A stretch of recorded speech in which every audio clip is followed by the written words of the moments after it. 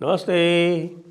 आप सभी से अनुरोध है कि कृपया हमारे चैनल को सब्सक्राइब करें, वीडियो को लाइक करें, शेयर करें, हमारे मर्चेंडाइज स्टोर आपण पर अवश्य जाएं और याद रखें रजिस्ट्रेशन हमारे पुणे डेक्कन समिट के लिए ओपन है। The Jaipur dialogues Deccan summit at Pune on 8th of February। आपको लिंक मिल जाएगा नीचे डिस्क्रिप्शन में। एक कहावत है, वैसे तो कहावत जो है वो उर्दू में है, लेकिन मैं उसका हिंदी तर्जुमा कर देता हूँ, ट्रांसलेशन कर देता हूँ कि भाई कि बड़े भाई तो बड़े भाई और छोटे भाई से भगवान बचावे। आज वही हुआ साहब। आज राज्यसभा में संविधान पर चर्चा का उत्तर गृह मंत्री अमित शाह ने दिया। यह भी एक रोचक विषय है कि साहब ऐसा अभी तक तो नहीं हुआ था। कोई भी इस तरह का विषय होता था जिस पर यदि प्रधानमंत्री लोकसभा में उत्तर देते थे तो प्रधानमंत्री ही राज्यसभा में उत्तर दिया करते थे। आज क्या हो गया? क्या अमित शाह को प्रोजेक्ट कर रहे हैं क्या नंबर 2 के रूप में या अपने सक्सेसर के रूप में?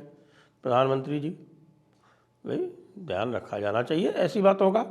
आप तो जानते हैं हम लोग तो अब पत्रकारिता में आ चुके हैं, तो ये छोटी छोटी बातें पकड़ना ये तो हमें आता है। तो ये एक छोटा बिंदु हमने पकड़ा है, इसके ऊपर आप लोगों की टिप्पणी अवश्य चाहूँगा कि भाई ये क्या था, ऐसा पहली बार क्यों हुआ।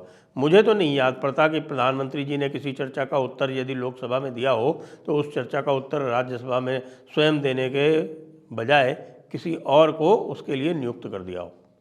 ऐसा आज हुआ। लेकिन अमित शाह जी ने भी जरा अच्छी तरह से धोया, और अच्छी तरह से धोया मतलब मोहब्बत की दुकान, जो आखिर में जाके जो मोहब्बत की दुकान की बात की उसको एक्चुअली शुरू में लाना चाहिए था, क्योंकि ये सारा का सारा संविधान का मसला उठाया ही मोहब्बत की दुकान वालों ने है। और ये बिल्कुल वैलिड पॉइंट है जो आज अमित शाह ने उठाया कि भाई मोहब्बत क्या दुकानों पर बिकती है। मोहब्बत तो एक हृदय की भावना होती है भाई, स्वतः स्फूर्त। मोहब्बत एक श्रद्धा होती है, मोहब्बत एक भाव होता है। वो दुकानों पर कब से बिकने लगी? और जिस मोहब्बत की दुकान पर मोहब्बत के बेचे जाने की बात होती है उससे अधिक घृणा कोई भी नहीं फैलाता, जो कि धर्मों के बीच में ही घृणा फैलाते हैं यहाँ। बिल्कुल, क्योंकि अलग अलग बातें कही हैं, उसमें से सबसे जो चुटीली बात कही है ना वो पर्सनल लॉ के ऊपर कही है कि भाई इन लोगों को समान नागरिक संहिता से दिक्कत है। समान नागरिक संहिता वो है जो डॉक्टर अंबेडकर ने स्वयं बहुत ही पुरजोर तरीके से उसकी वकालत की थी संविधान सभा में। इसके बारे में मैं भी एक लेख लिख चुका हूँ जो मेरे medium.com ब्लॉग पर उपलब्ध है आज भी, और आप लोग यदि कहेंगे तो उसको मैं रिप्रोड्यूस कर दूँगा अपने जयपुर डायलॉग्स के ब्लॉग पर। लेकिन बात तो वही आई कि भाई जो योगी जी ने कही थी कल, योगी जी ने साफ साफ कहा कि भाई समान, सारे के सारे समान कानून होने चाहिए, सभी में समानता का व्यवहार होना चाहिए, किसी वर्ग विशेष को एक विशेषाधिकार नहीं दिया जाना चाहिए। लेकिन विशेषाधिकार दिया गया, उसी की ओर इंगित कर रहे थे अमित शाह, जो विशेषाधिकार दिया गया। लेकिन वही वाली बात उन्होंने जो कही जोरदार कि भैया ये क्या है कि निकाह के लिए और वारिस के लिए उसके लिए तो पर्सनल लॉ है, लेकिन बाकी क्राइम के लिए कॉमन लॉ है। अब शरीयत अगर लागू करो क्राइम लॉ में तो भाई शरीयत के मुताबिक तो कोई मुसलमान अगर चोरी करे तो उसके हाथ काट देने चाहिए। यदि कोई आपने व्यभिचार किया हो तो आपके कोड़े लगने चाहिए, सर कलम कर दिया जाना चाहिए, देशद्रोह के लिए सर कलम कर दिया जाना चाहिए। तो ये जो है कि मीठा मीठा गप और कड़वा कड़वा थू, यह कहाँ तक उचित है, ये बात रेखांकित की गई और अच्छी तरह से रेखांकित की गई, मुझे भी पसंद आई। एक जो बात बीच में आई थी और लोगों ने उठाई थी, वो किस प्रकार से संविधान पर फ्रॉड किया है इस कांग्रेस सरकार ने इतने दिनों तक। इसमें जो कच्चा द्वीप वाली जो बात आई ना, वो महत्वपूर्ण है, क्योंकि कच्चा द्वीप आर्टिकल 1 में संशोधन के बिना श्रीलंका को एक पैक्ट के अंतर्गत कैसे हैंडओवर हो गया, ये एक मिस्ट्री है, बिल्कुल एक ये रहस्य है। और क्यों हो गया, क्या हो गया, कुछ तो है इसके भीतर, जिसके लिए मुझे तो लगता है कि एक वाइट पेपर आना चाहिए। वाइट पेपर के अतिरिक्त इसका कोई इन्वेस्टिगेशन भी होना चाहिए। और 370 और 35A वाली बात तो हम सभी जानते ही हैं। 35A 370 किस प्रकार से पार्लियामेंट में लाके और संशोधन करवा के रेजोल्यूशन लेके, वो पूरा का पूरा, मैंने तो उसके ऊपर पूरी पुस्तक लिखी हुई है, अनब्रेकिंग इंडिया, उसमें आप देख सकते हैं वो जो किया। लेकिन जो विशेष बात जो कही आज, वो चौंका देने वाली थी कि भाई ये सारे अमेंडमेंट्स जो है वो प्रेसिडेंशियल ऑर्डर से किए गए। हमें भी पता है कि 35A जो है वो प्रेसिडेंशियल ऑर्डर 1954 से डाला गया, और प्रेसिडेंशियल ऑर्डर 1954 से 91 संशोधन किए गए, 91 amendments in the constitution in their application to Jammu and Kashmir. इससे बड़ा संशोधन कोई भी नहीं हुआ। यानी कि जो कॉन्स्टिट्यूशन 42nd कॉन्स्टिट्यूशन अमेंडमेंट जो हुआ था, उसमें भी 78 क्लॉज ही थे, 78 आर्टिकल्स ही अमेंड किए गए थे उसमें। यहाँ 91 कर दिए गए थे, लेकिन चर्चा नहीं हुई। लेकिन जो दूसरी बात उन्होंने कही कि साहब कि इसको पार्लियामेंट के सामने लाया ही नहीं गया, भाई ये तो कैसे हुआ, ये तो गज़ब है।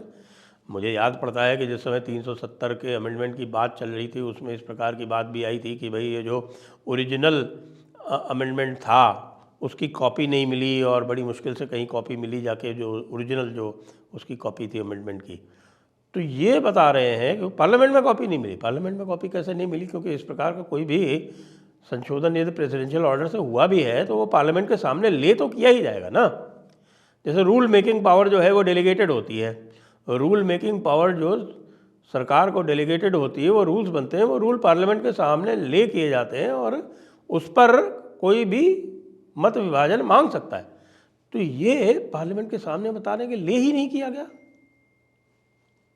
भाई इस विषय में मेरी जानकारी सीमित है, और मैं इस पर और गहराई में देख रहा हूँ कि भाई क्या प्रेसिडेंशियल ऑर्डर को पार्लियामेंट के सामने ले करने से भी एग्जम्पशन था, उसको पार्लियामेंट से पास नहीं करवाना था, ये तो बात है। पार्लियामेंट में उसको तभी लाना था जब उसको आप एब्रोगेट करना चाहते थे। लेकिन क्या पार्लियामेंट में पास करने के बाद भी उसको पार्लियामेंट को शेयर नहीं करना था? तो गजब का कमाल किया है। अगर ये जो कह रहे हैं अमित शाह, तो वो तथ्यों के आधार पे ही कह रहे हैं, लेकिन ये कमाल तो भाई गजब का है। ये तो हमारी कल्पना से परे है कि इस तरह के भी कार्य किए जा सकते हैं। एडीएम जबलपुर तो आता ही है हर बात, बीच में बगैर मतलब कूद पड़े हमारे श्री 1008 जयराम रमेश जी, ये आप दोहरा चुके हैं।